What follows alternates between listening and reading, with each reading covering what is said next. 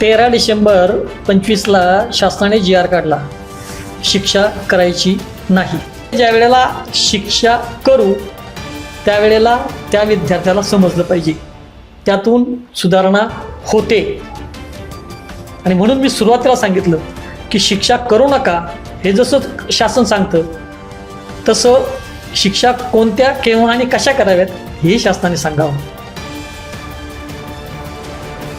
पालक, पाल्य आणि शिक्षकांमध्ये नेमकं चुकतंय कोण? राष्ट्रपती पुरस्कार प्राप्त शिक्षक आणि निवृत्त मुख्याध्यापक विठ्ठल भोर यांच्याशी खास बातचीत. मोबाईलचा वाढता वापर, पालक शिक्षकांचं दुर्लक्ष आणि संगतीचे साईड इफेक्ट्स यासह तुटलेलं पालक पाल्य नातं आणि उसवलेली शिक्षकांची वीण यावरही परखड भाष्य. 10वीतील विद्यार्थ्याच्या खुनानंतर पाल्य, पालक आणि शिक्षक यांच्यातील संवाद पोरका झालाय. खेड टाइमच्या व्यासपीठावर विठ्ठल भोर यांनी समाजातील विस्कटलेल्या घडीवर ठेवलं बोट.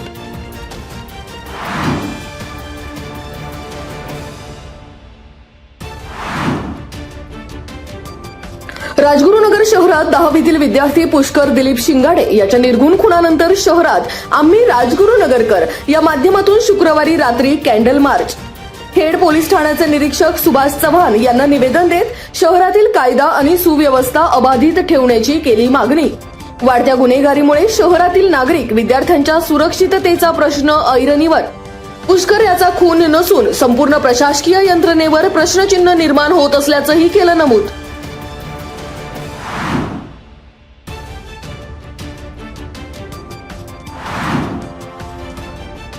आळंदी, चाकण आणि राजगुरुनगर नगर परिषदेच्या सार्वत्रिक निवडणुकीच्या पार्श्वभूमीवर रविवार 21 डिसेंबर रोजी होणाऱ्या मतमोजणीसाठी प्रशासकीय यंत्रणा सज्ज. मतमोजणी प्रक्रिया शांततापूर्ण आणि पारदर्शक पद्धतीने पार पाडण्यासाठी प्रशासनाचे कामकाज पूर्ण.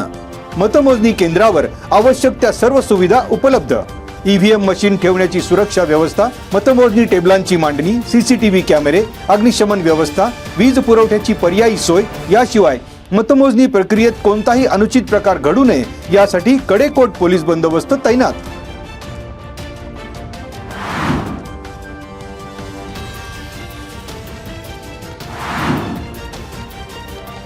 आळंदी नगर परिषदेच्या निवडणुकीची मतमोजणी प्रक्रियेसाठी एकूण 38 अधिकारी आणि 15 कर्मचाऱ्यांची नियुक्ती. आळंदी नगर परिषद कार्यालयातील सभागृहात सकाळी 10 वाजल्यापासून मतमोजणी प्रक्रियेला होणार सुरुवात. मतमोजणी प्रक्रिया पारदर्शक, सुरक्षित आणि सुरळीतपणे पार पाडण्यासाठी निवडणूक प्रशासनाकडून जय्यत तयारी. मतमोजणी केंद्रावर कडेकोट पोलीस बंदोबस्त तैनात. केवळ अधिकृत पास धारकांनाच प्रवेश दिला जाणार.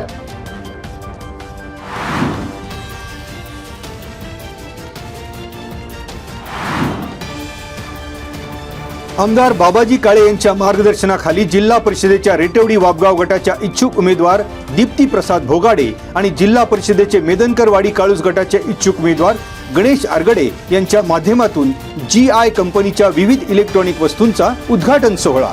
खेड कृषी उत्पन्न बाजार समिती समोरील आवारात विविध इलेक्ट्रॉनिक वस्तूंचा अल्प दरात ग्राहकांना लाभ मिळणार.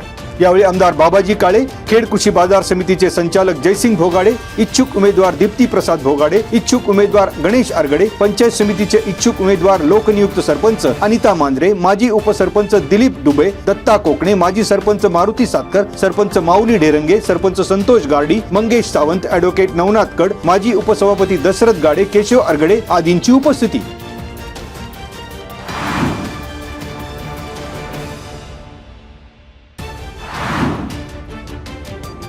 सावित्रीबाई फुले पुणे विद्यापीठ राष्ट्रीय सेवा योजना अंतर्गत पुण्यातील आबासाहेब गरवारे महाविद्यालय यांच्या माध्यमातून दौंडकरवाडी येथे 7 दिवसांचे श्रमसंस्कार शिबिरास प्रारंभ.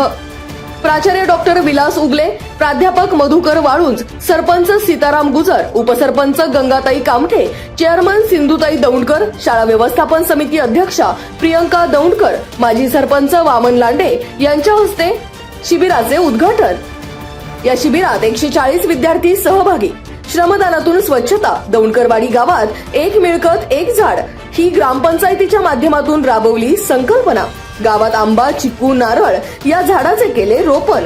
पाणी अडवा, पाणी जिरवा या संकल्पनेवर ओढ्यावर वनराई बंधारे.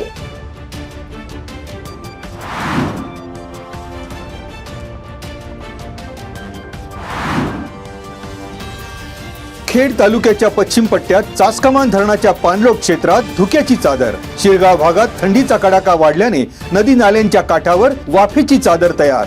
वाढत्या थंडीमुळे पाणलोट क्षेत्रात रानटी प्राण्यांच्या हालचालीत वाढ. ग्रामस्थ, शेतकरी व वाहन चालकांनी काळजी घेण्याचे आवाहन.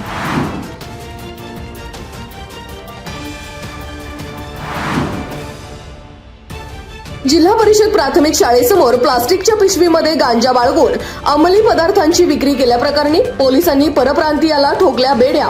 कमल आझाद गोपाल नाहर, वय वर्ष 40, राहणार कुरुळी, मूळ राहणार मध्य प्रदेश, याला दक्षिण म्हाळुंगे पोलिसांनी केली अटक. निघोजे गावच्या हद्दीमध्ये DK चौक ते कुरुळीकडे जाणाऱ्या रस्त्यावर जिल्हा परिषद शाळेसमोर 18 डिसेंबर रोजी सायंकाळी 5:30च्या सुमारास पोलिसांची कारवाई.